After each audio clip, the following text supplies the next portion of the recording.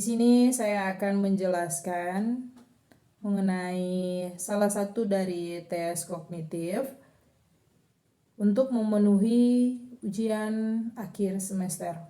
Nah, yang saya pilih di sini adalah tes APM atau Advanced Progressive Matrices.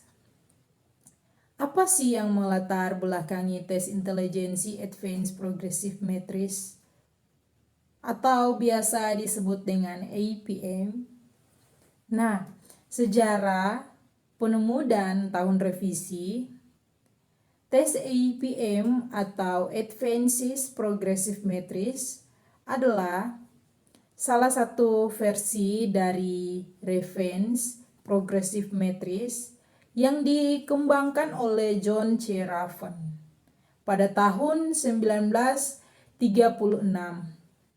Nah, tes ini dirancang untuk mengukur kemampuan intelektual umum atau general intelligence, khususnya aspek pemikiran logis dan pemecahan masalah abstrak.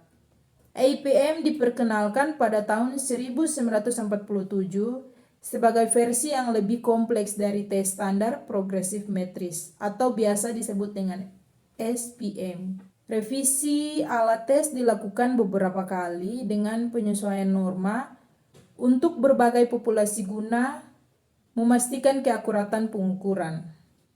Nah, teori yang mendasari tes APM itu menurut Spearman's G-Factor atau General Intelligence. G-Factor merujuk pada kemampuan intelektual umum seseorang untuk memahami hubungan antar elemen, berpikir abstrak, dan memecahkan masalah tanpa memanfaatkan pengalaman sebelumnya. Tes APM dirancang untuk mengukur kemampuan berpikir, induktif, dan abstrak sebagai bagian inti dari general intelligence.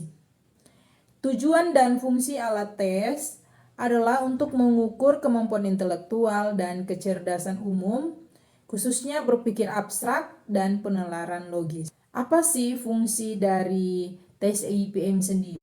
Sini memiliki 3 fungsi. Yang pertama itu seleksi akademik atau pekerjaan, yang kedua itu penilaian potensi kognitif, dan yang ketiga itu identifikasi individu berbakat atau dengan kebutuhan pendidikan khusus. Dan yang terakhir, yang keempat, penelitian dalam bidang psikologi dan pendidikan. Dan apa sih aspek-aspek yang diukur dalam tes APM itu? Tes APM sendiri menilai kemampuan dalam penalaran abstrak, misalnya mengidentifikasi pola dan hubungan logis, pemecahan masalah, misalkan menyelesaikan masalah tanpa panduan verbal atau pengalaman sebelumnya. Dan yang ketiga itu berpikir kritis, yaitu menghubungkan elemen-elemen yang berbeda untuk membentuk kesimpulan logis. Dan yang keempat itu kecepatan pemrosesan informasi, kemampuan menyelesaikan soal dalam waktu tertentu.